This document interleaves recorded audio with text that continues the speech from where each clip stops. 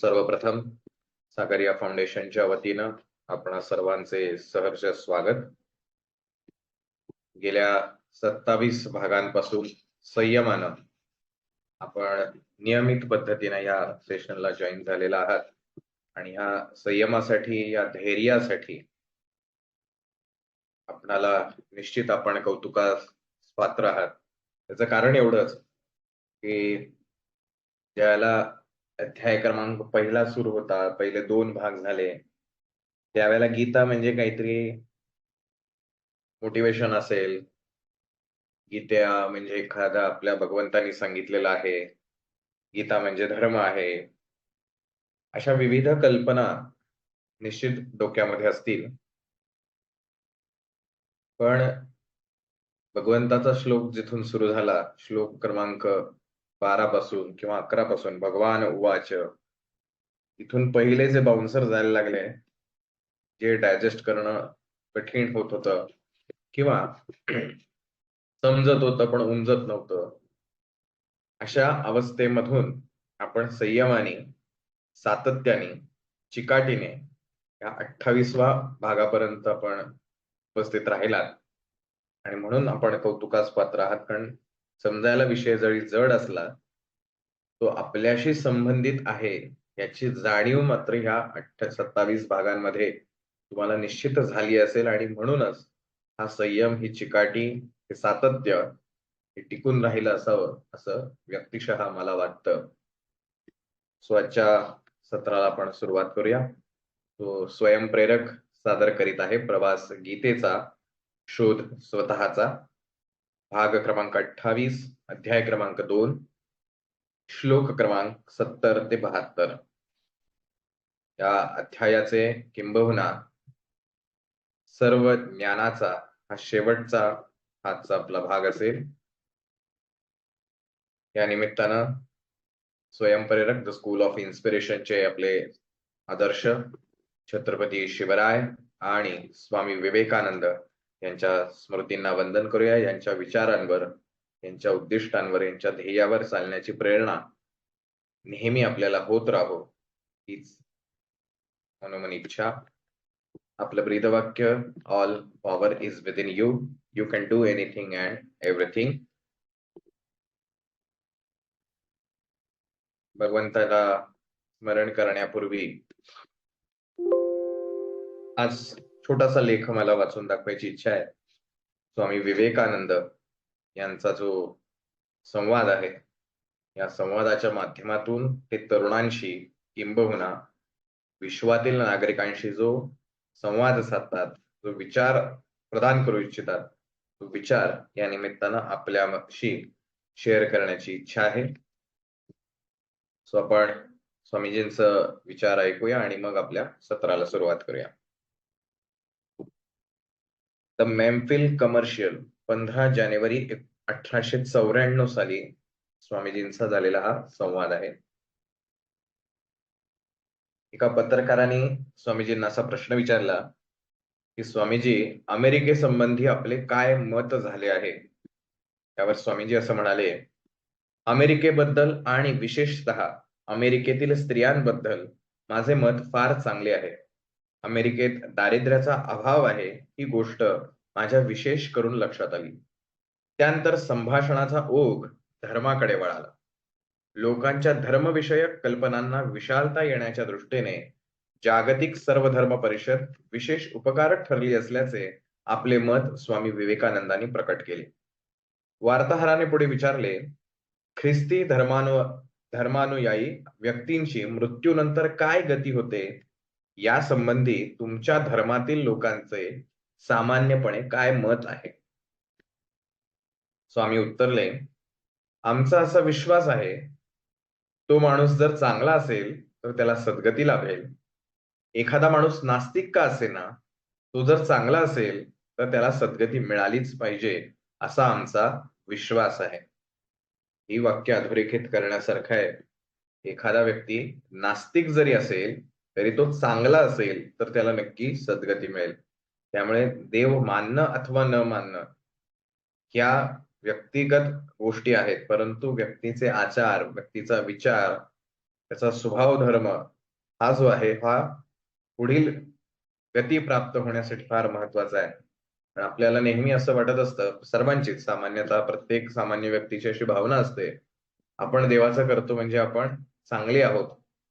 पण असे काही असणं आवश्यक नाही.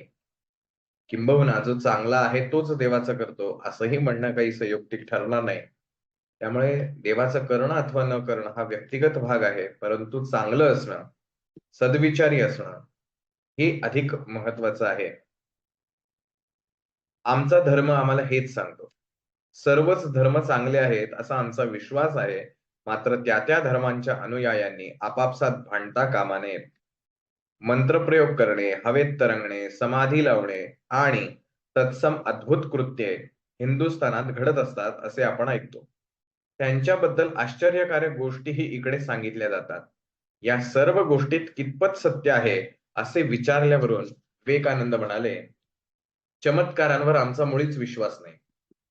परंतु वरवर पाहता अद्भुत वाटणाऱ्या गोष्टी निसर्ग नियमांच्या सहाय्याने साध्य होणे शक्य आहे. हिंदुस्थानात या विषयावर विपुल साहित्य आढळते. तसेच त्यांचा अभ्यास केलेले लोकही तेथे आढळतात. हठयोगी दुसऱ्याच्या मनातील विचार बरोबर ओळखतात आणि अचूक भविष्य सांगतात. हवेत तरंगण्याबद्दल म्हणाल तर गुरुत्वाकर्षणाचा प्रभाव दूर करून आपले शरीर स्वेच्छेने हवेत उचलणारा कोणी माणूस मी काही पाहिला नाही. त्यासाठी प्रयत्न करीत असलेले लोक मात्र मी पाहिले आहेत. या विषयावरील प्रकाशित पुस्तके ते वाचतात आणि तदनुसार ते अद्भुत कृत्ये साधावे म्हणून वर्षानुवर्षे प्रयत्न करतात. अशा प्रयत्नात असलेले कित्येक लोक उपवास करून आसन्न मरण होतात. ते इतके कृश होतात की त्यांच्या पोटावर जर बोट दाबले तर ते पाठीच्या कण्याला लागते.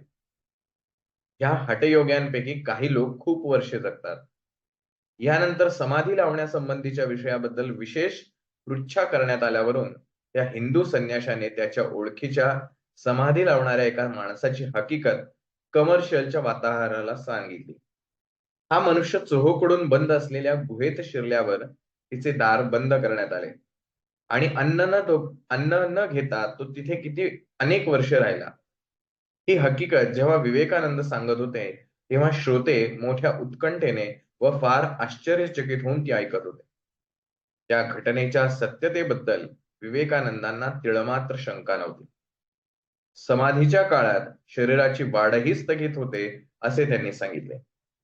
एकदा एका माणसाला पुरण्यात येऊन त्याच्या समाधीवर जवाचे पीक काढण्यात आले आणि शेवटी जेव्हा त्या माणसास बाहेर काढले तेव्हा तो जिवंतच आढळला.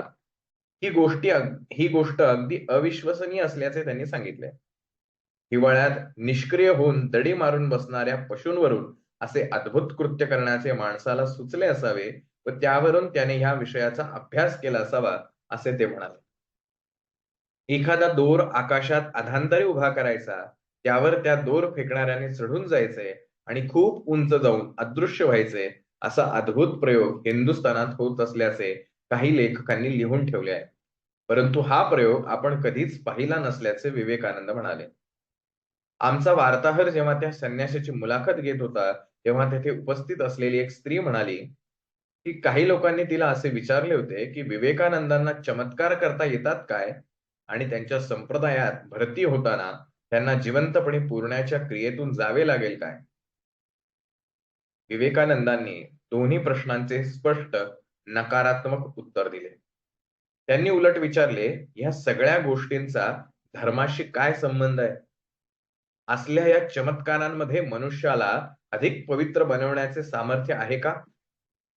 तुमच्या बायबलमधील सैतान शक्तिशाली आहे, पण ईश्वराच्या ठिकाणी असलेले पावित्र्य त्याच्या ठिकाणी नाही आणि हाच या दोहोंमध्ये भेद आहे.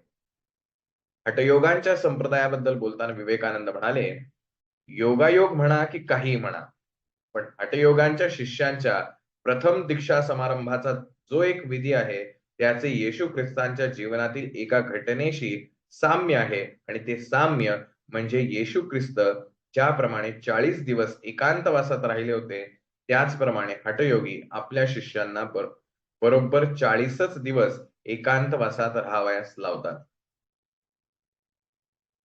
तो एक गोष्ट पुनश्च एकदा या स्वामीजींच्या उत्तरातून आपण लक्षात घेणं पाहिजे स्वामीजींना जेव्हा असं विचारलं, की स्वामीजी जर आम्हाला तुमच्या संप्रदायात किंवा स्वामीजींच्या मिशनमध्ये सहभागी व्हायचं असेल, तर असं काही स्वतःला पुरून घ्यावं लागेल किंवा समाधी लावली पाहिजे, स्वतःला सिद्ध घडवलं पाहिजे, असं काही करावं लागेल का?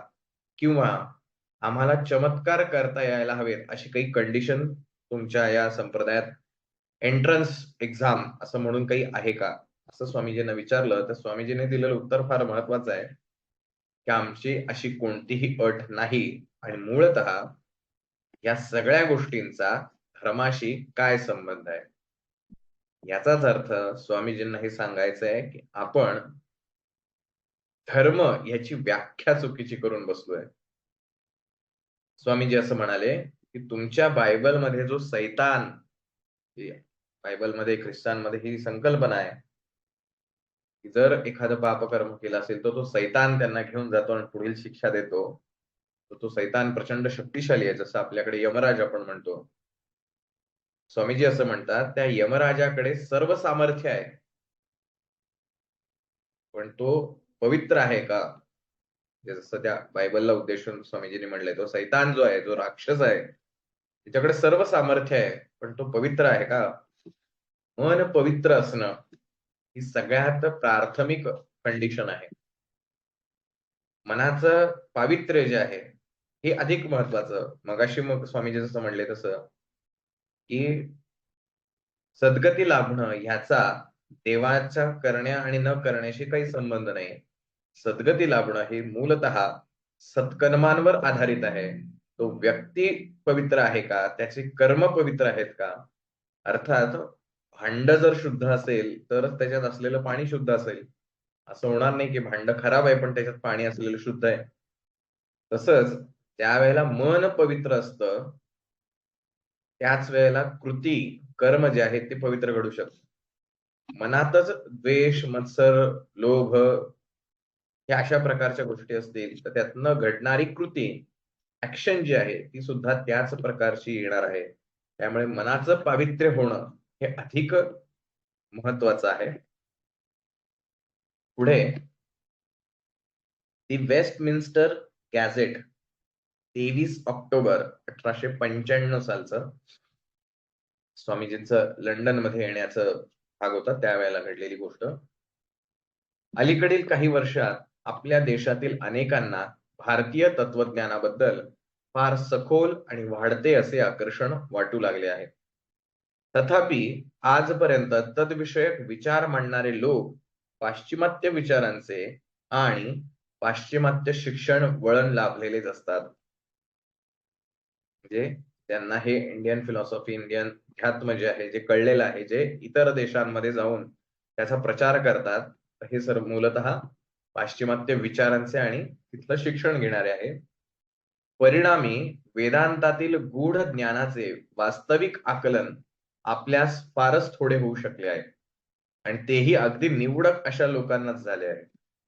पौरात्य परंपरेत वाढलेल्या सुयोग्य आचार्यांना त्या ग्रंथातून उदात्त ज्ञान लाभते, परंतु मुख्यतः भाषाशास्त्रज्ञांच्या उपयोगासाठी झालेली त्यांची बोजड भाषांतरे वाचून त्यातील ज्ञान प्राप्त करण्याची अंतर्दृष्टी व साहस फारच थोड्या लोकांच्या ठायी असते. पुस्तक लिहिणं हा जो भाग आहे, तर त्या पुस्तक लिहिण्याबद्दलचं एक मत आहे, की बऱ्याचदा जो भाषांतर करणार आहे, जो कमेंट्री करणार आहे, तो त्याचं ज्ञान त्याच्यामध्ये उतरवत असतो. परंतु कालांतरानं त्यातलं फक्त भाषा सौंदर्य, अलंकार, शाब्दिक ज्या गोष्टी आहेत त्याच्याकडेच अधिक लक्ष दिलं जातं. तसं आजही आपल्याकडे ज्ञानेश्वरांनी जी ज्ञानेश्वरी सांगितली, ती ज्ञानेश्वरी समजून घेण्याचा प्रयत्न फार कमी लोक करतात. म्हणून स्वामीजी म्हणतात, की त्यातलं जे धारिष्ट्य आहे, धैर्य जे आहे, ते फार कमी जणांकडे असतं आणि त्यातल्या फार कमी लोकांनाच त्यातलं ते ज्ञान मिळतं. आमचा वार्ताहर लिहितो, की वरील कारणामुळे काही जाणून घेण्याच्या उद्देशाने किंवा काहीशा कुतूहलाने मी स्वामी विवेकानंदांना भेटायला गेलो. ते आम्हा पाश्चिमात्य लोकांना अगदी अभिनव वाटतील असे प्रचारक आहेत. विरागी आणि योगी जनांपासून युगानुयुगे मिळत आलेले व परंपरेने प्राप्त झालेले असे जे ज्ञान हे स्पष्ट करून सांगण्यासाठी पाश्चिमात्य जगतात येण्याचे ज्यांनी धारिष्ट केले आणि त्या उद्दिष्टाच्या पूर्तीसाठी काल रात्री प्रिन्सेस हॉलमध्ये ज्यांनी व्याख्यानही दिले, असे हे खरे भारतीय योगी येथे प्रत्यक्ष आलेले आहेत. स्वामी विवेकानंदांची अंगकाठी चांगली उठावदार आहे. त्यांच्या डोक्यावर फेटा असतो व त्यांची मुद्रा नेहमी शांत परंतु स्नेहपूर्ण असते. आपल्या नावात काही अर्थसूचकता असल्यास सांगावी, असे विचारल्यावरून स्वामीजी म्हणाले, मी सध्या ज्या स्वामी विवेकानंद या नावाने ओळखला जातो, त्यातील पहिला शब्द म्हणजे मी संन्यासी आहे, हे दर्शवतो. संन्यास म्हणजे विधीपूर्वक केलेला संसाराचा त्याग. आणि दुसरा शब्द तसा त्याग करतेवेळी मी धारण केलेले नाव आहे. सगळेच संन्यासी असेच करतात. शब्दशः या नावाचा अर्थ आहे विवेकाचा आनंद. मी विचारले, स्वामी, या जगताचा धोपट मार्ग सोडून संन्यासाकडे आपली प्रवृत्ती कशाने बरे वळली? ते म्हणाले, मला बालपणापासूनच धर्म आणि तत्वज्ञान या विषयांची विशेष आवड होती. सर्व संग परित्याग हाच मानवी जीवनाचा सर्वश्रेष्ठ आदर्श असून तोच प्राप्त करण्याची आकांक्षा मानवाने धरावी, अशा आमच्या शास्त्र ग्रंथांची शिकवण आहे. अशी माझी मनोभूमिका तयार झाल्यावर महान गुरुदेवांच्या भेटीचीच काय ती आवश्यकता होती. श्री रामकृष्ण हे माझे गुरुदेव होत. त्यांच्या ठिकाणी मला माझे परमोच्च ध्येय साकार झालेले दिसले. त्यांनी स्वतः सर्व संग परित्याग केलेला होता. त्यांनी चोखाळलेला हा मार्गच मी अनुसरावा, असा अंतिम निश्चय त्यांनीच माझ्या हृदयात जागृत केला. तुम्ही ज्याचे प्रतिनिधित्व करीत आहात, असा एखादा संप्रदाय त्यांनी स्थापन केला काय? स्वामीजी ताबडतोब म्हणाले, नाही, मुळीच नाही. विशिष्ट मते आणि सांप्रदायिकता यांच्या भिंती पाडून टाकण्यातच त्यांनी सगळे आयुष्य वेचले. त्यांनी कोणताही संप्रदाय स्थापला नाही. तुम्ही म्हणता त्याच्या अगदी उलट त्यांचे कार्य होते. त्यांनी संपूर्ण वैचारिक स्वातंत्र्याचा पुरस्कार केला आणि ते स्थापित होण्यासाठी त्यांनी प्रयत्न केला. ते महान योगी होते. तर मग काय, या देशातील कोणत्याही संस्थेशी वा पंथाशी तुमचा काहीच संबंध नाही? अगदी थिओसॉफिकल, ख्रिश्चन सायंटिस्ट किंवा ह्यासारख्या दुसऱ्या एखाद्या कोणत्याच संस्थेशी तुमचा संबंध नाही? स्वामीजी म्हणाले, अगदी कोणताच नाही. अतिशय स्पष्ट आणि परिणामकारक शब्दात म्हणाले. स्वामीजींची मुद्रा किती साधी, किती सरळ आणि किती निष्कपट होती. बोलताना त्यांचा चेहरा अगदी बालकाच्या चेहऱ्याप्रमाणे खुलतो. ते पुढे म्हणाले, माझ्या गुरुदेवांनी आमच्या प्राचीन शास्त्र ग्रंथावर पाडलेल्या प्रकाशाच्याच सहाय्याने मी या ग्रंथांचा जो अर्थ काढला, त्याचीच मी शिकवणी देतो.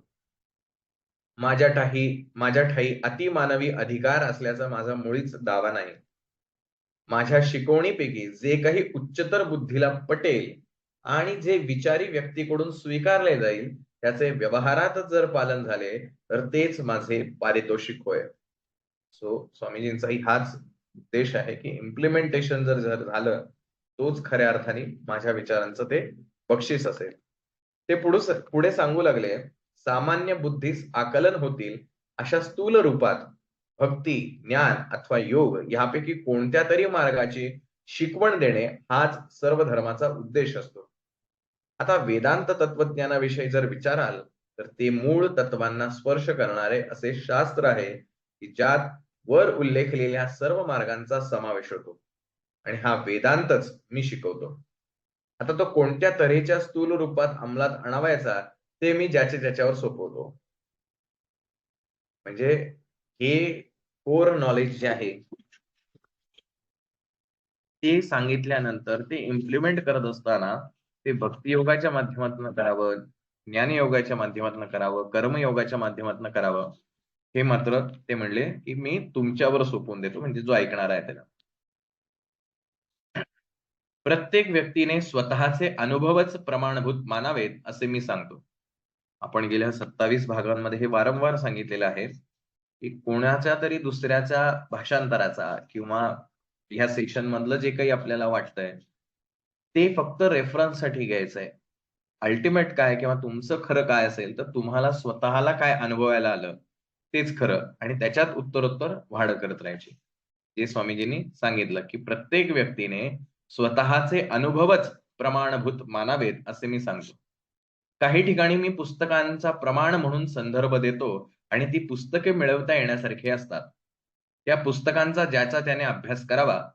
मुख्य गोष्ट ही की मला हे ज्ञान गुप्त ग्रंथातून अथवा हस्तलिखितातून मिळाल्याचे जसे मी कधीही म्हणत नाही, तसेच कुणा अदृश्य व्यक्तीने दृश्य माध्यमाच्या द्वारे दिलेल्या उपदेशांनाही प्रमाण मानून मी पुढे मांडत नाही. सो जे आहे ते रिअल फॅक्ट आहे. मी कोणत्याही गुप्त विद्या मंडळाचा प्रचारक नाही आणि तशा मंडळांपासून काही लाभ होईल असेही मला वाटत नाही. सत्य स्वतः प्रमाण आहे. त्याला अंधारातून लपून राहण्याची गरज नाही. ते दिवसाचा प्रकाश सहन करू शकते. स्वामी, एखादी संस्था स्थापन करण्याचा आपला विचार नाही तर? मी विचारलं. नाही. अगदी कोणत्याही प्रकारची संस्था मला काढायची नाही. जो आत्मा प्रत्येकाच्या हृदयात गूढ रूपाने अवस्थित आहे आणि जो सगळ्यांच्याच ठायी विद्यमान आहे, त्या आत्म्याचाच मी उपदेश करतो. ज्याप्रमाणे पूर्वी अनेकदा एकेका समर्थ पुरुषाने आपापल्या काळी जग बदलून टाकले होते, त्याप्रमाणे आपल्या आत्म्याचा साक्षात्कार करून घेतलेले आणि त्याच्या प्रकाश जीवनात व्यतीत करणारे मुठभर गंभीर लोक सगळ्या जगात आजही क्रांती घडवून आणू शकतील. त्यांच्या मुखाकडे पाहिल्याने पूर्वेकडील प्रखर सूर्यप्रकाशाची आठवण आल्यावरून मी त्यांना विचारलं, आपण नुकतेच हिंदुस्थानातून आलात काय? ते म्हणाले, नाही. शिकागो येथे इसवी सन 1893 साली जी सर्व धर्म परिषद भरली होती, तीत मी हिंदू धर्माचा प्रतिनिधी म्हणून भाग घेतला. तेव्हापासून मी अमेरिकेच्या संयुक्त संस्थानात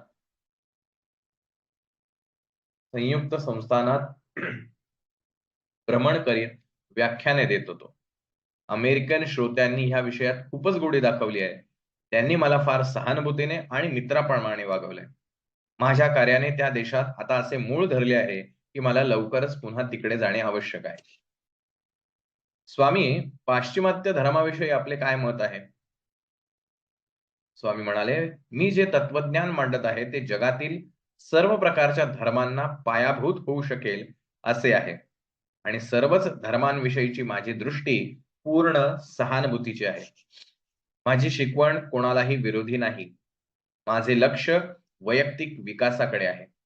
प्रत्येक व्यक्तीने शक्तिशाली व्हावे यासाठी मी प्रयत्न करतो. प्रत्येक जण ब्रह्मस्वरूप आहे असे मी शिकवतो आणि सर्वांनी आपल्या ब्रह्मस्वरूपाचे ज्ञान करून घ्यावे यासाठी मी त्यांना आवाहन करतो. जाणता किंवा अजाणता प्रत्येक धर्माचे खरोखर हेच ध्येय आहे. या देशातील आपल्या कार्याचे स्वरूप कसे राहील? पूर्वनिर्दिष्ट उपदेशांचा ठसा मी काही व्यक्तींच्या हृदयात उमटू शकेल अशी मला आशा आहे. त्यांच्या अंतःकरणात बिंबलेले हे उपदेश त्यांच्या स्वतःच्या पद्धतीनं त्यांनी इतरांना सांगावेत यासाठी मी त्यांना प्रोत्साहित करेन. या उपदेशांमध्ये आपल्या इच्छेप्रमाणे परिस्थितीनुसार ते फेरफार करू शकतील. विशिष्ट मते म्हणून मी काही उपदेश देत नाही. शेवटी अपरिहार्यतः सत्याचाच विजय होईल.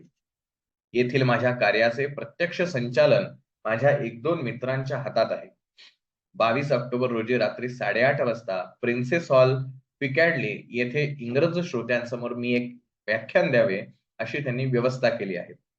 या सभेची सूचना सगळ्यांना मिळावी अशी ही योजना झाली आहे. माझ्या व्याख्यानाचा विषय आत्मज्ञान हा राहील आणि आत्मज्ञान हेच माझ्या तत्वज्ञानाचे मूळ तत्व आहे.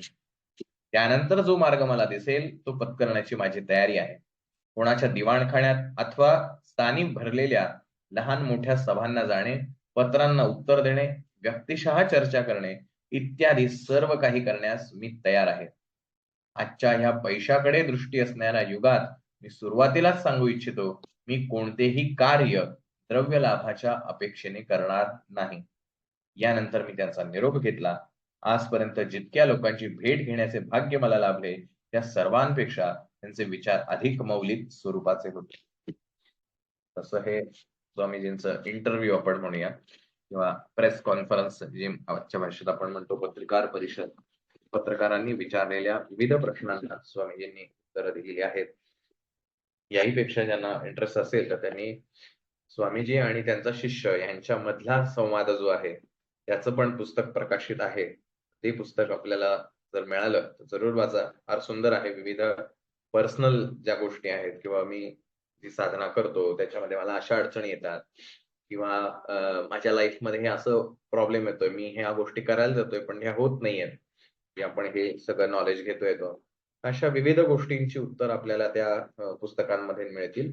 मराठी, हिंदी, इंग्लिश अनेक भाषांमध्ये ते उपलब्ध आहे. त्यामुळे कुठल्याही भाषेची अडचण तुम्हाला या निमित्तानं येणार नाही. सो स्वामीजींनी जसं म्हटलं की त्यांनी जे मांडलेले विचार आहेत दॅट इज द बेस, तो पाया आहे सर्व भागांचा. आणि असे विचार अनेकांच्या हृदयामध्ये प्रस्थापित करण्याचा त्यांचा विचार आहे.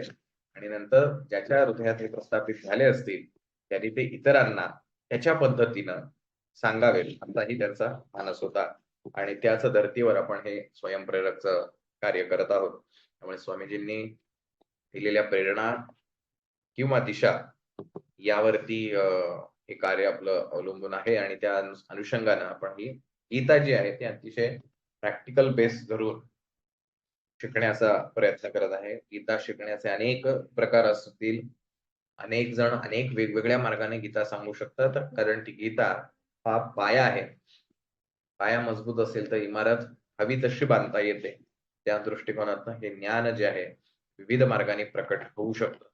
आजच्या आपल्या दुसऱ्या भागाच्या शेवटच्या किंवा दुसऱ्या अध्यायाच्या शेवटच्या श्लोकांकडे आपण जाणार आहोत.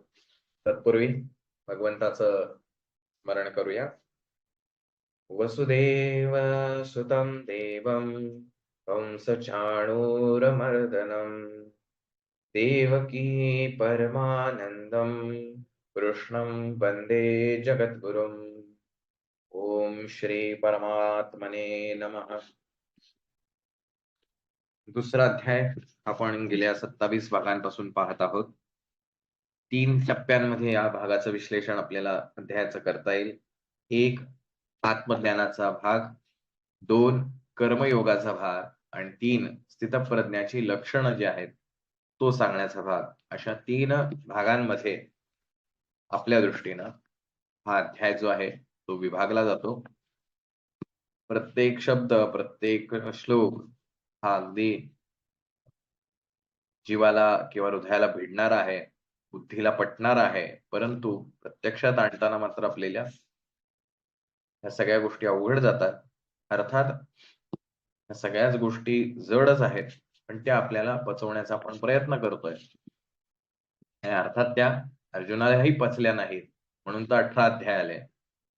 त्यामुळे आपल्याला पचले नाहीत म्हणून काही व्यथित होण्याचं काही कारण नाही किंवा आपल्याला काहीच येत नाही का असाही विचार करण्याची आवश्यकता नाही.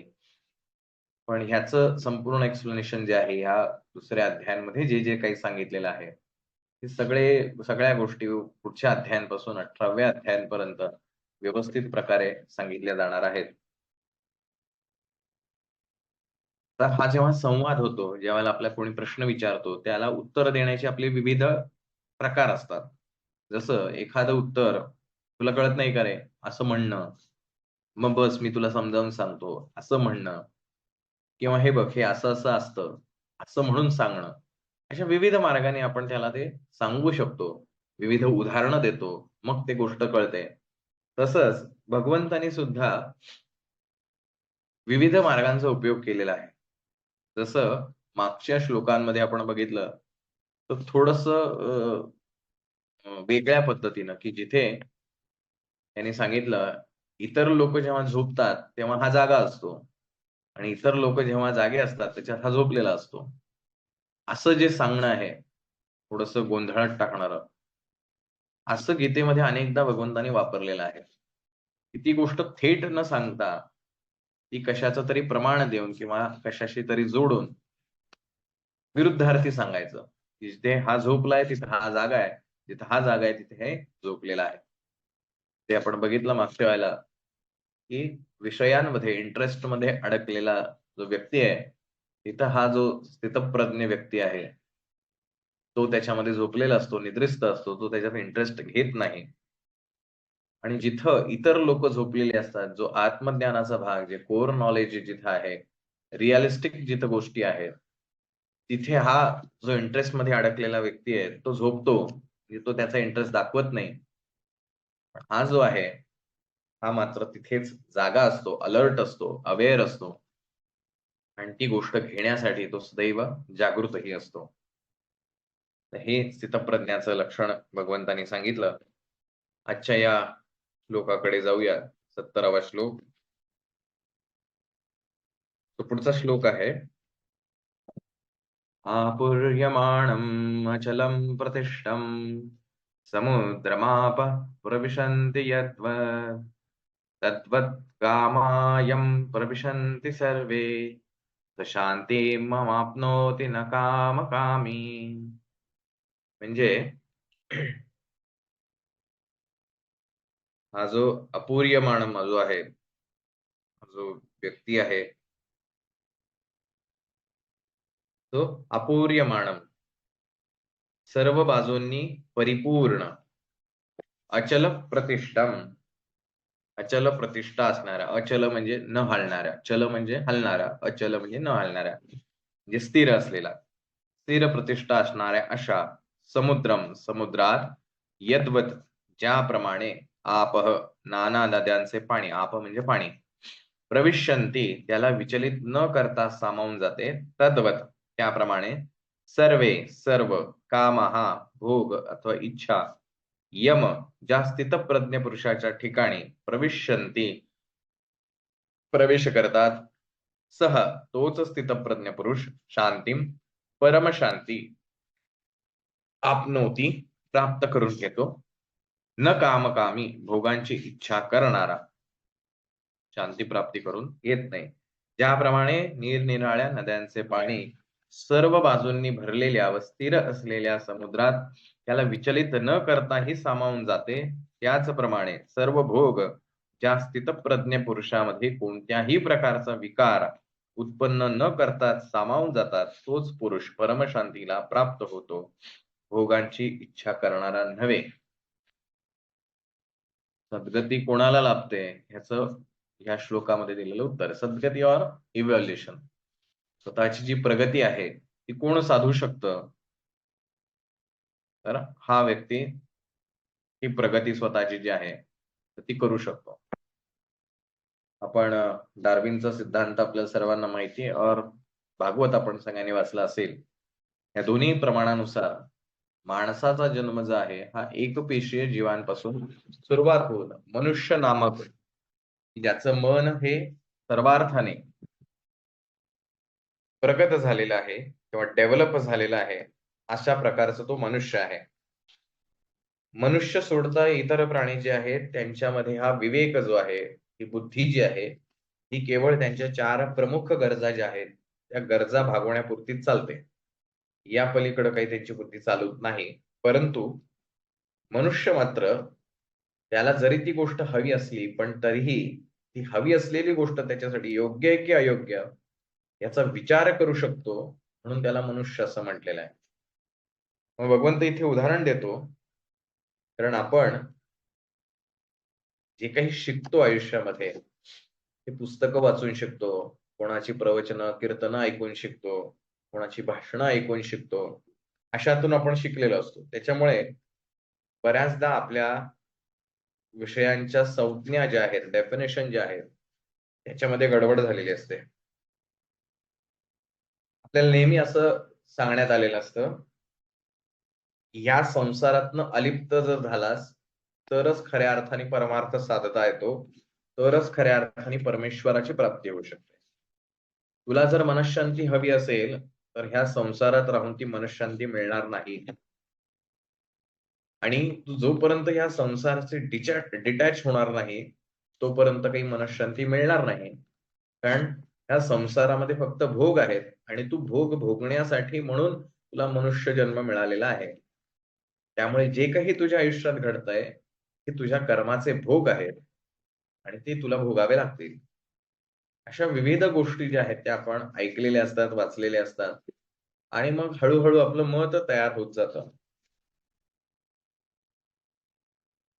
की आपल्याला जर परमार्थ साधायचा असेल, आपल्याला जर खरा आनंद हवा असेल, तर मात्र आपल्याला ह्या संसारात काही इंटरेस्ट नाही.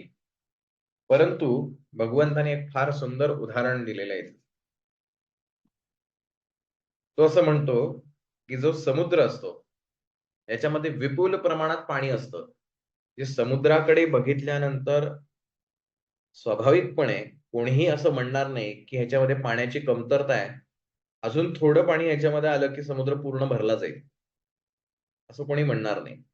इतका अथांग, इतका विशाल तो समुद्र, इतक्या पाण्याने भरलेला, परिपूर्ण असतो तो. त्यामुळे असं वाटणं स्वाभाविक आहे की आता ह्याच्यात काही पाण्याची आवश्यकता नाही, किंवा ह्याच्यात जर आता पाणी पडलं तर हा वाहूनच जाईल, त्याला पूर येईल. पण असं काही होत नाही, हे आपल्याला सगळ्यांना माहिती आहे. अनेक नद्या ज्या आहेत विविध ठिकाणावरनं येऊन ह्या समुद्राला मिळतात. अगदी आपण गंगेचा, जिथं सागराला भेट होते, तोही ठिकाण पाहिलं. इतकं विशाल आहे की असं वाटतं एवढं पाणी समुद्रात सामावल्यानंतर काय होईल? नर्मदेचं आहे, गोदावरीचं आहे. या सगळ्या ज्या प्रमुख सप्त नद्या ज्या आहेत, त्यांचं पाणी पाहता असं वाटतं की एवढं सगळं पाणी जर समुद्राला मिळालं तर समुद्राचं काय होईल? पण तसं काहीच होत नाही.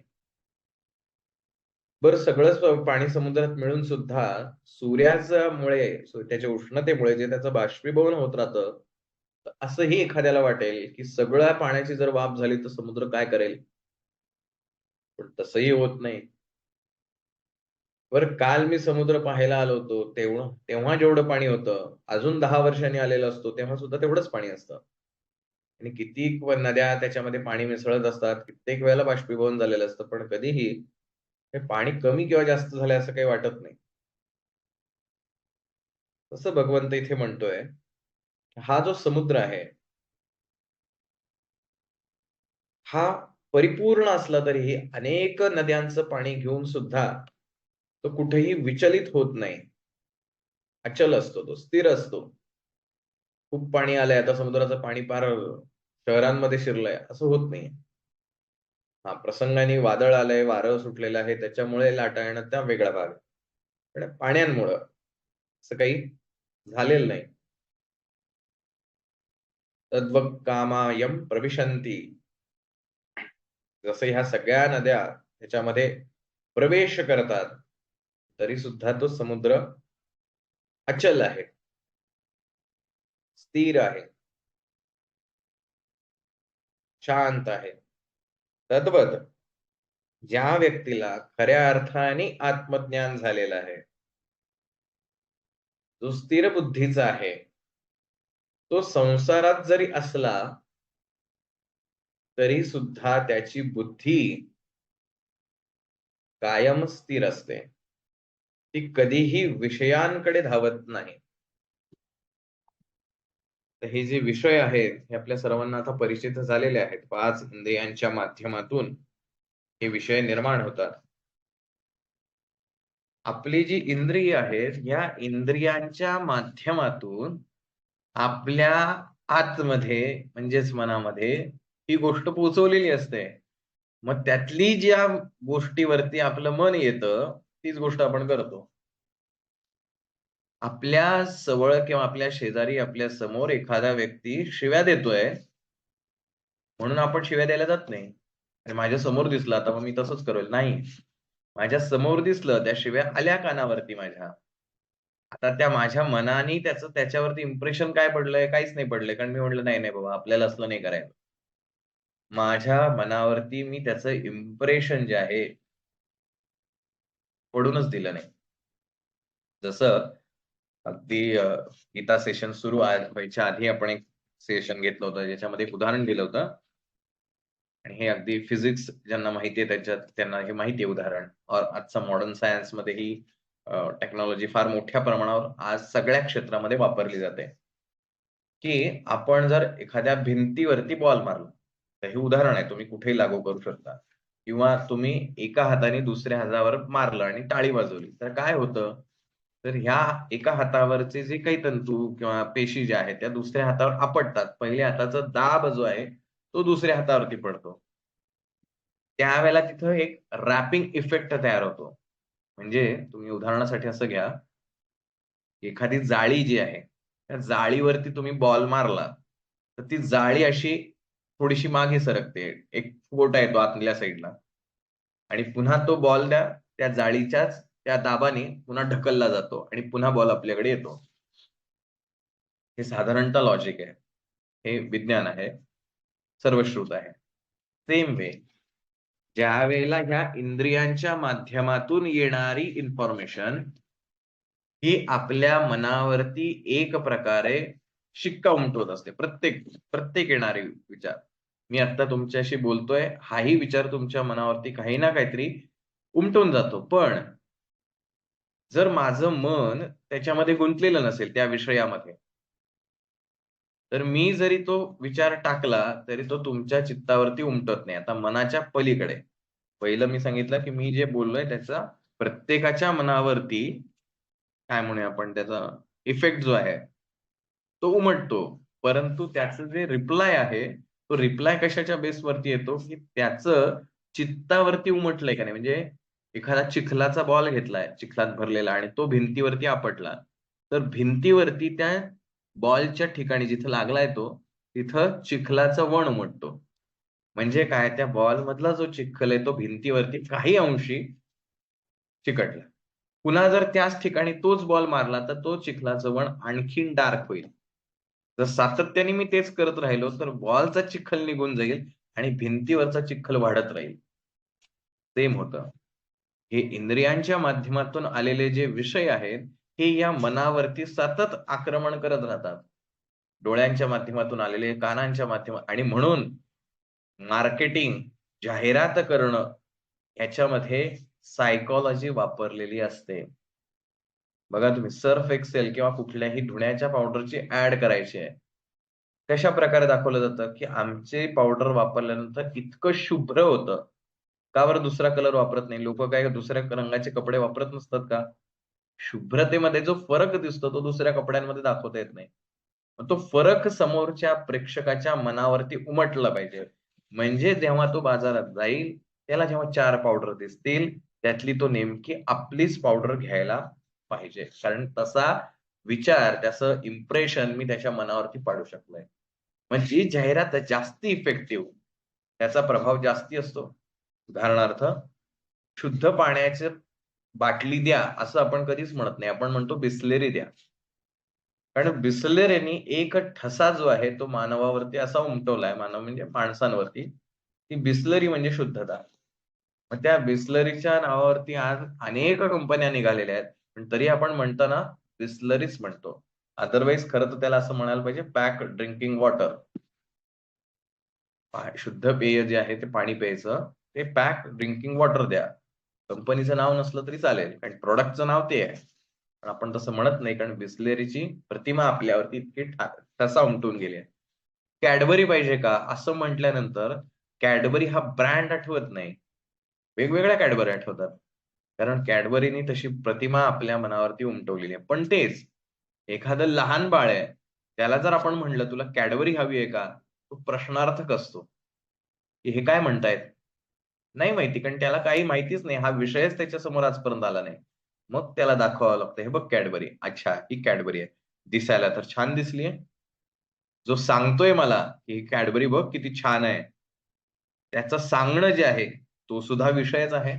जे दिसतंय, तो सुद्धा विषयच आहे आणि जेव्हा ते तोंडात चाखून दिलं जातं, त्यावेळेला जिभेवरती टाकल्यानंतर तो सुद्धा विषयच आहे. मग जर एखादी गोष्ट आपण पहिल्यांदा चाखल्यानंतर आपल्याला आवडली नाही, तर आपण म्हणतो माझ्या ही आवडीचीच नाही, मला कधीच देऊच नका. कोणी म्हणलं, "अरे खाणार?" "अरे मस्त आहे." "नाही, नाही नकोच मला." का?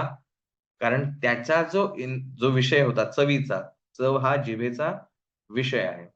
तर तो जो विषय आहे तो माझ्या मनावरती जी प्रतिमा बनवून गेलाय, त्याच्यामुळे ती गोष्ट माझ्यासाठी वाईट झालेली आहे. पण माझा मित्र, माझी मैत्रीण, माझ्या घरातल्यांना ती आवडते की गोष्ट. कारण त्यांच्या मनावरती पडलेला प्रभाव वेगळा आहे. आपली बुद्धी स्थिर नाही. कारण आपल्या समुद्रामध्ये जसं पाणी येईल, तसं आपण रंग बदलत राहतो. म्हणून इथं भगवंत असं म्हणला, की हा जो स्थिर बुद्धीचा आहे, तो आतून इतका शांत आहे, की तुम्ही त्याला वरून कितीही विषयांचं अ, काय म्हणूया जाळं जरी विणलं, तरी तो त्याच्यात अडकत नाही. आणि म्हणून आपल्याला असं वाटतं, की आता ह्याला जाळ्यात अडकवता येईल, परंतु तो कधीच अडकत नाही, कारण तो आतून शांत आहे. तो ज्याचं मन, अंतर्मन हे शांत आहे, तोच व्यक्ती खऱ्या अर्थाने शक्तिशाली आहे. हे आज एका ठिकाणी असं वाचलं, स्वामीजींचंच वाक्य आहे, की स्वामीजींना असा प्रश्न विचारण्यात आला, की एखादा व्यक्ती पॅशनेट असणं हे त्याच्या यशाचं गमक असू शकतं का? की त्याला यश हवं असेल, तर त्याच्यामध्ये ती पॅशन जे आहे ते असणं आवश्यक आहे का? तर स्वामीजींनी त्याला असं उत्तर दिलं, पॅशन असणं मला असं वाटतं आवश्यक नाही, किंबहुना ते चुकीचंच ठरेल. महत्वाचं आहे तो आतून किती शांत आहे. आणि जर आतून शांत असेल, तर त्याच्या आंतरिक शक्ती जी आहे ती आपोआप जागी होईल आणि मग जे काही त्याच्या यशासाठी आवश्यक असेल, ते सहज त्याच्याकडनं घडेल. असं स्वामीजींनी त्या प्रश्नाला उत्तर दिलेलं आहे. स्वाभाविकपणे आपण म्हणाल, की पॅशन हवीच आहे, त्याशिवाय कसं काय जमेल? पण हा वरवरचा भाग आहे. ज्याला आपण डीप आतमध्ये विचार करत जातो आणि हे स्वामीजींनी सांगितलं, की मलाही सुरुवातीला असंच वाटायचं, की पॅशन हवंय. पण आजवरच्या माझ्या अनुभवातून आणि मी जे या वयात शिकलेलो आहे, त्या सगळ्या अनुभवातून मला असं वाटतं, की पॅशन हे एका अर्थाने त्याला नसलेलं बरं, पण त्याची आंतरिक शांतता जी आहे, शांतता कशाच्या बाबतीत? ते यश मिळवण्याच्या बाबतीत. ती जर असेल आतून, फक्त बोलून नाही, तर तो माणूस यशस्वी होऊ शकतो. आणि म्हणून if you want a success in your life, तर तुम्ही शांत असणं आवश्यक आहे. पण जर तुम्ही तुमचं ऑब्झर्वेशन केलं स्वतःच्या लाईफचं, आपण खूप रिएक्टिव्ह आहोत. फॉर एक्झाम्पल, आपल्या समोर जशी परिस्थिती उद्भवेल, तसं आपण रिएक्ट व्हायला लागतो. मी पण तसाच होतो. तुम्ही पटकन माझ्याशी काही बोललात, तर त्या पद्धतीनं माझं पटकन उत्तर येऊन जातं. याचा अर्थ काय झाला? मला येऊन मिळणाऱ्या ज्या नद्या आहेत, त्या नद्यांच्या पाण्यानुसार माझा समुद्र कमी अथवा जास्त होतोय. कोणीतरी मला रागावलं, की मी चिडतो, व्यथित होतो, डिप्रेस होतो. कोणीतरी माझं कौतुक केलं, प्रेज केलं, "वॉव! That's good. तू किती छान आहे." मला खूप भारी वाटतं. हे जे आहे ते बाहेरच्या नद्यांमुळं मी डिस्टर्ब होतोय आणि म्हणून मला सक्सेस जेवढं अपेक्षित आहे तेवढं येत नाही. Then if you want a success in your life, then please calm your mind. मन शांत, रिएक्टिव्ह व्हायचं नाही. काय वाटेल ते होऊ दे. अवघड आहे. अवघड आहे. प्रयत्न करणं आवश्यक आहे. अशक्य नाहीये. तो चिडला, मला रागवायचंय का? नाही रागवायचं. मग शांत राहतो मी. ठीक आहे, तुला बोलायचं तर बोल. कारण मी आतून शांत आहे आणि असं जेवायला व्हायला कुठलाही म्हणजे रागवण्याचा कृतीतला भाग नाही. एखादी गोष्ट तुमच्या समोर आली. तुम्हाला आवडती भाजी आहे सपोज ताटामध्ये आणि तुम्हाला ती खायची नाहीये. हरकत नाही. आता कृती काय करायची आपल्याला? ती भाजी खायची नाही असं मला वाटतं. असं करू नये, पण ठीक आहे आपली इच्छा. हे प्रत्येकाच्या आवडी-निवडीनुसार ती गोष्ट करू शकतो. तर मी काय म्हणणार, "अरे काय ही भाजी कशाला मला दिली?" दॅट इस अ रिएक्टिव्ह मोड. ठीक आहे, मला ही भाजी नकोय. काढून ठेवतो. मी त्याच्याऐवजी दुसरं काहीतरी खातो और मला नसलं तरी चालेल. मी शांत आहे, स्टेबल आहे. अर्थात मग तुम्हाला रिएक्शन येणार आहे. पण तुम्ही असं म्हटल्यानंतर समोरचा तर काही शांत नाहीये. तो रिएक्शन देणार आहे. त्याच्या नद्याचं पाणी तर येणारच आहे. तो रिएक्ट होणार आहे. तुम्ही रिस्पॉन्स द्यायचा आहे. रिएक्ट नाही व्हायचं. हे जे आहे, ते स्थिर बुद्धीच्या व्यक्तीचं लक्षण. त्यामुळे स्थिरबुद्धीचा व्यक्ती, स्थितप्रज्ञ असा शब्द वापरलाय. याची प्रज्ञा जी आहे बुद्धीच्याही पलीकडचा. ही प्रज्ञा ज्याची स्थिर आहे तो सक्सेसफुल आहे. कारण अर्जुनाने तेच विचारलंय, की बाबा तू जे सांगितलेला हा सक्सेसफुल पर्सन आहे, हा खरंच असतो का रिअॅलिटीमध्ये? असेल तर त्याचे सिम्प्टम्स सांग. आणि त्यांनी भगवंतांनी हे सिम्प्टम्स सांगितलेले आहेत. रामेश्वर यांनी म्हटलं तर एखाद्या गोष्टीचा संकेत आणि त्यानुसार मनाचे विचार. नॉट अ संकेत. बघा हे सगळं इंटरलिंक आहे. आधी विषय येतो, इंटरेस्ट येतो. डोळ्यांचा विषय काय आहे तर पाहणं, दिसणं. कानांचा विषय काय आहे तर ऐकणं. आधी ह्या गोष्टी होतात. त्याच्या थ्रू मन रिएक्ट होतंय. त्याच्या थ्रू इम्प्रेशन घडतंय. त्याच्या थ्रू संस्कार जे आपण म्हटलं दॅट संस्कार इज कॉल्ड इम्प्रेशन. म्हणजे जे सातत्याने एकदा भिंतीवरती तो चिखलाचा डाग पडला, ओके, तो वरच्यावर पुसता येईल. पण जर तो वेळीच पुसला नाही तर तो डाग कायमचा तसाच राहतो. दॅट इज कॉल्ड संस्कार. की जी काही इम्प्रेशन त्या मनावरती झालंय ते त्या क्षणी जर पुसून काढलं नाही, तर तो माझा संस्कार बनणार आहे आणि ऑफकोर्स संस्कारामधनं ॲक्शन घडणार आहे. मग मला जर तो डाग काढायला लागला काढायची गरज पडली त्यावेळेला, की अरे हा डाग फारच घाण दिसतोय आता. मला अख्खं पेंटिंग करावं लागेल कारण आता तो निघतच नाही, पुसलाच जात नाहीये. इतका चिवट झालेला आहे. तसंच आपलं होतं, संस्कार इतक्या जन्मांचे घडलेले आहेत, इतके चिवट झालेले, हटतच नाही. रागवायचं नाही कळतंय मला, पण तरी राग येतो. का? कारण ते इतके इम्प्रेशन, तो डाग जो आहे, वर्षानुवर्षाचा आहे तो. सहज थोडी निघणार आहे. मग आता काय, पेंटिंगच करावं लागणार, दुसरा ऑप्शन काय? ओके. सो म्हणजे आपल्याला आणखीन शक्तिशाली काहीतरी वापरावं लागेल, की ज्याच्याने ते निघून जाईल दाग तो. राईट आहे?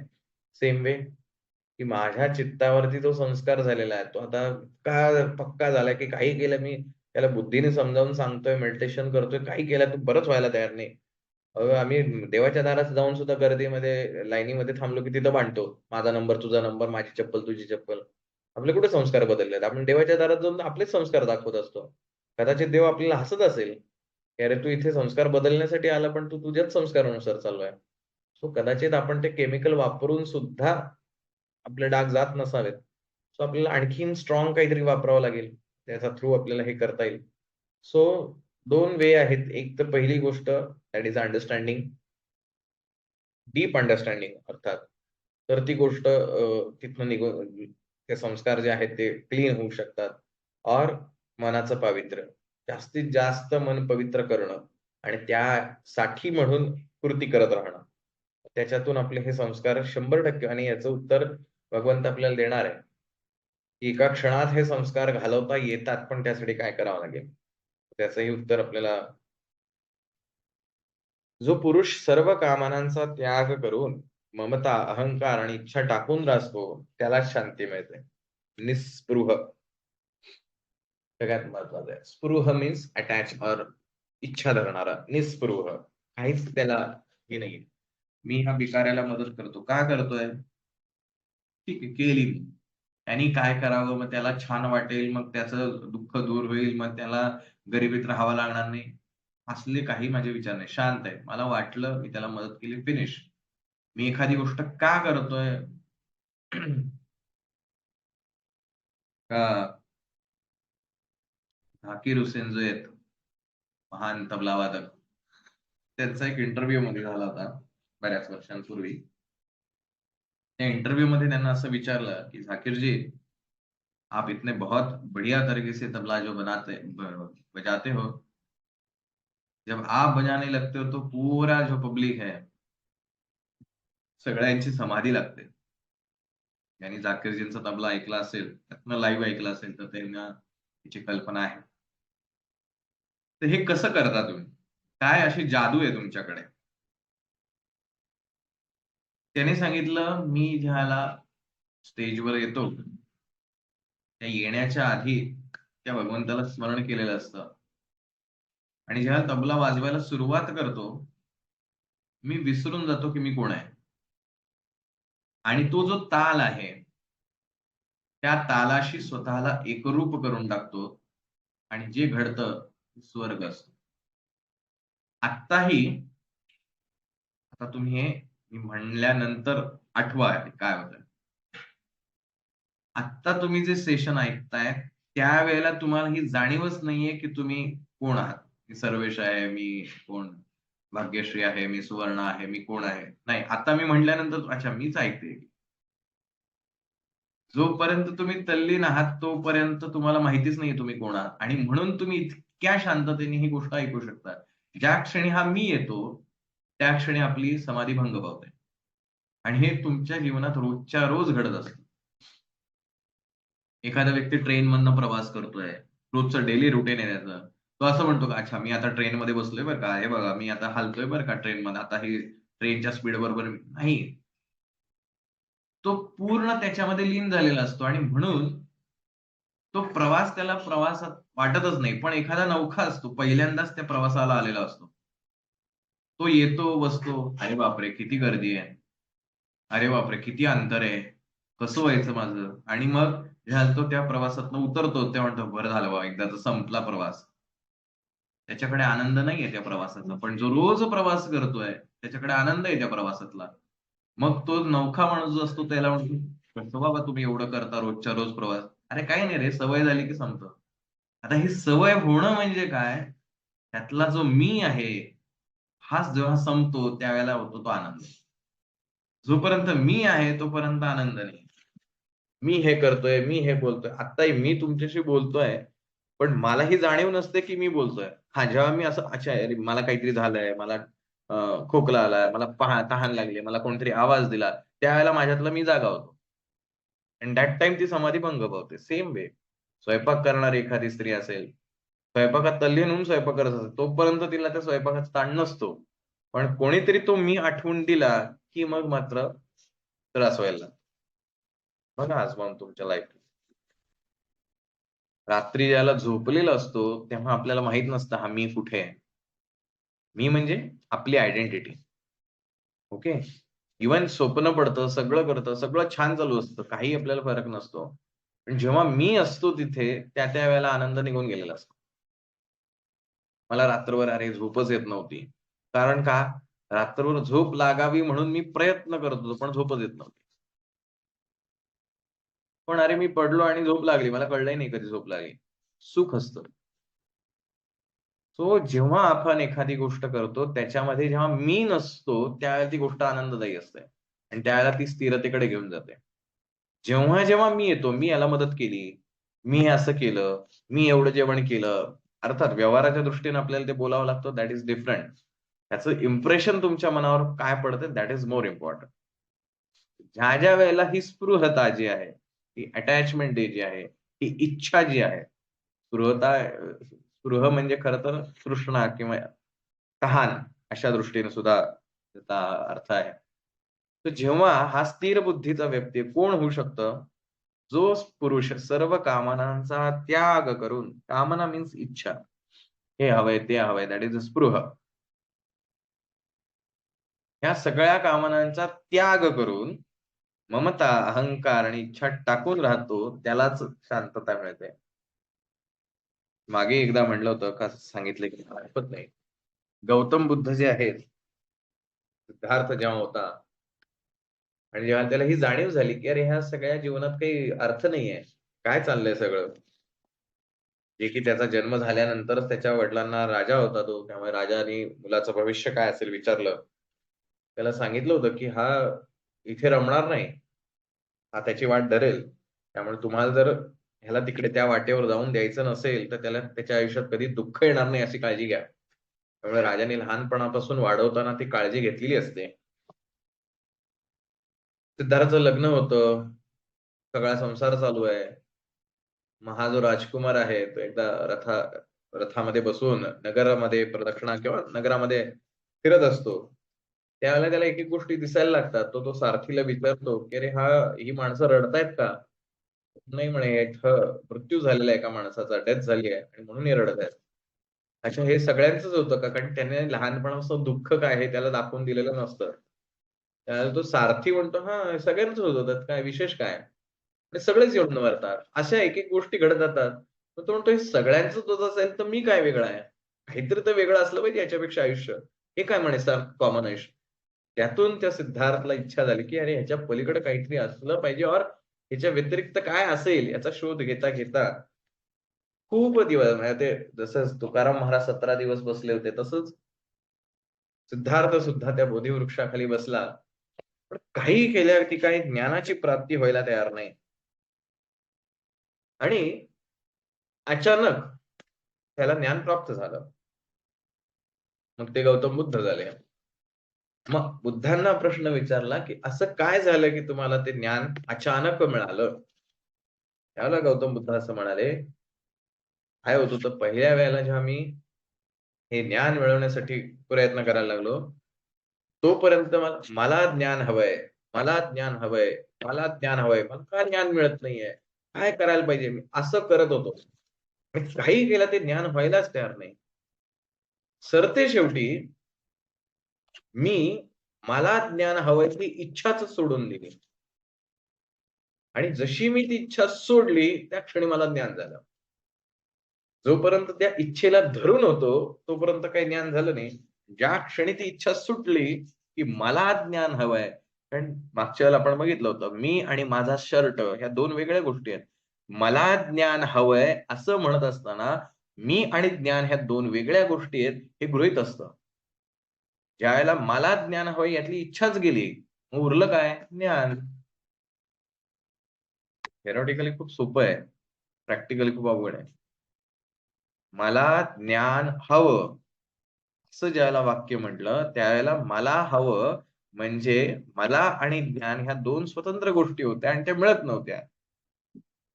मग त्या सिद्धार्थनी काय केलं, ही इच्छाच गाळून टाकली. काही नको मला. मी नाहीच आहे. अर्थात हे त्या अवस्थेत घडलं आणि हे मला बाजूला पडलं. मला काही हवंय, नाहीच. उरलं काय? ज्ञान आणि मग ते आत्मसात झालं. जोपर्यंत मी आहे, तोपर्यंत मला ज्ञान, शांती मिळतच नाही. आणि मी आहे तोपर्यंत या इच्छा, आकांक्षा, ममता हे सगळं चालू राहणार आहे. कारण ह्या मीची, माझी आयडेंटिटी जपण्यासाठीच तर मी खरं तर जपत असतो ना. माझं जे काही नाव आहे, ते नाव चांगलं असावं, ते नाव लोकांमध्ये व्हावं, माझी कीर्ती व्हावी, प्रसिद्धी व्हावी, मला सुख मिळावं, हे सगळं माझ्यासाठी चालू आहे की. तो सेल्फ आयडेंटिटी जपण्यासाठीच तर सगळा खेळ चालू आहे. तर तोपर्यंत निस्पृहता येतच नाही. आणि ज्या वेळेला निस्पृहता असते, तिथेच आनंद असतो.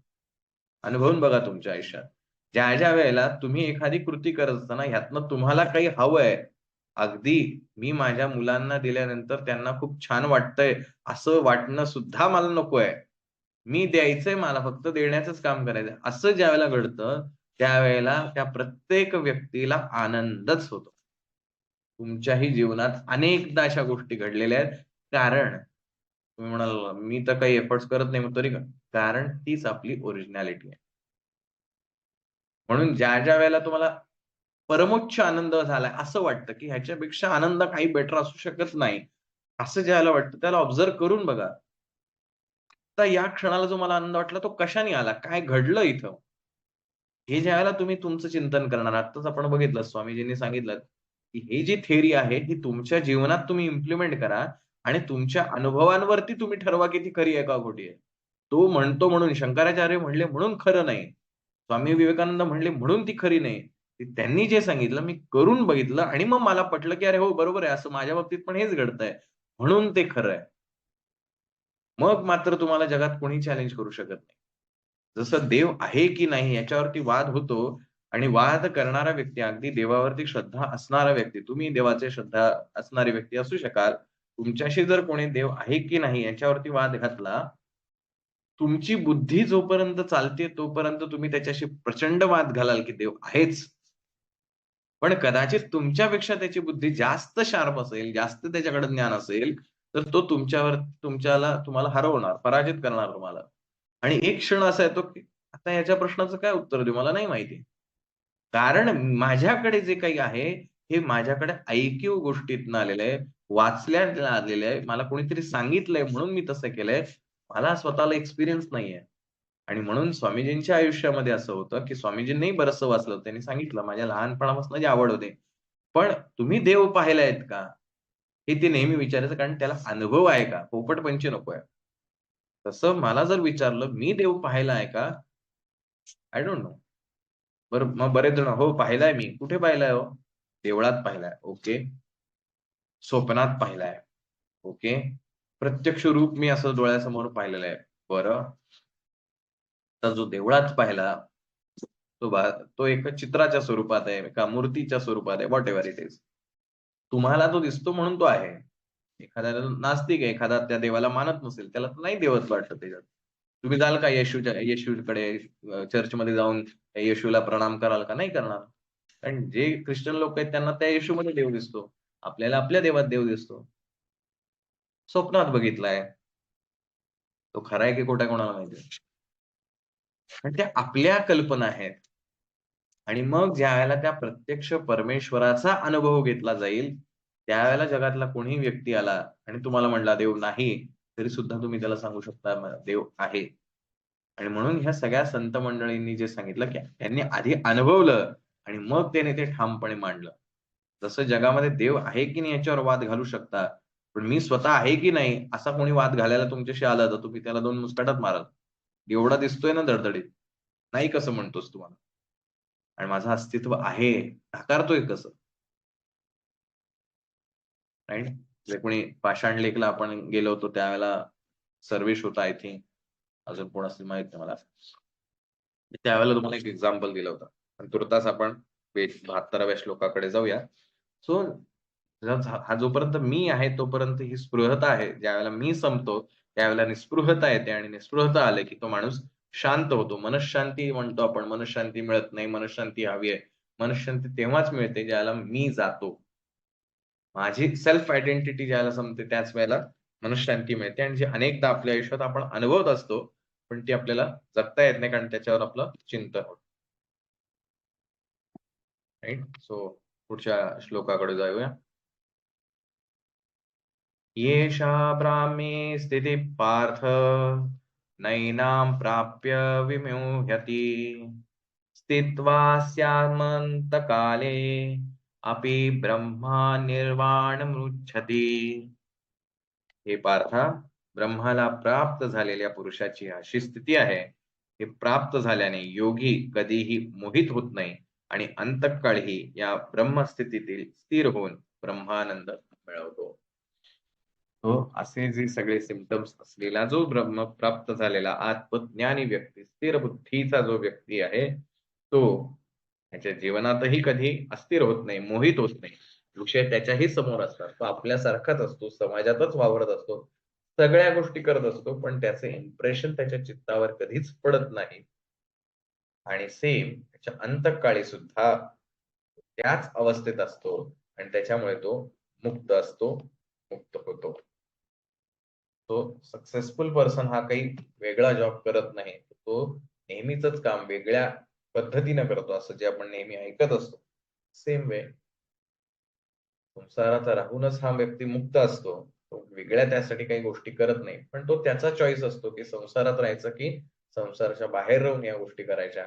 पण अर्थात कारण अर्जुनाने ही गोष्ट भगवंताला सांगितली होती, हे युद्ध न करता मी आपलं जातो तपश्चर्येला, ते जास्ती बरं आहे. असं पहिल्या अध्यायात अर्जुन म्हणलेला असतो. त्यामुळे ह्या सगळ्या गोष्टी पहिल्या अध्यायाच्या अनुषंगानच दुसरा अध्याय आहे आणि दुसऱ्या अध्यायाच्या अनुषंगाने जे अर्जुनाला प्रश्न पडत गेले त्या अनुषंगाने तिसरा आता 18वा अध्याय. एकही अशी गोष्ट गीतेमध्ये तुम्हाला सापडणार नाही की जी अर्जुनाने विचारली नाही तरी भगवंत सांगतोय. ती सांगतात माऊली. ज्ञानेश्वर माऊली जेव्हा ज्ञानेश्वरी लिहितात, कारण ती माऊली आपल्याला समजावून सांगत असते. जसं एखादा विद्यार्थी आहे, एखादा मुलगा आहे, त्याला एखादी गोष्ट समजायची असेल, वेगवेगळी उदाहरणं देऊन त्याला सांगावं लागतं. ते ज्ञानेश्वर माऊलींनी केलंय. तसं गीतेमध्ये नाहीये. गीतेमध्ये कोर नॉलेज आहे. वर्ड टू वर्ड प्रत्येक गोष्टी या स्पेसिफिक आहेत. अगदी त्या अर्जुनाच्या प्रश्नाच्या अनुषंगाने सांगितलेल्या आहेत. या पलीकडं काही नाही. सक्सेस ऑर आपल्या आयुष्यातलं अल्टिमेट गोल जे प्राप्त करायचंय त्यासाठी या सगळ्या कंडिशन गीतेच्या दुसऱ्या अध्यायामध्ये सांगितलं. मगाशी मी जे सांगत होतो उदाहरण, ओम तत्सत इति श्रीमद्भगवद्गीता उपनिषत्सु ब्रह्मविद्यायां योगशास्त्रे श्रीकृष्णार्जुनसंवादे सांख्ययोगो नाम द्वितीयोऽध्यायः. अशा प्रकारे आजचा दुसरा अध्याय या 28व्या भागानंतर आपला पूर्ण झाला.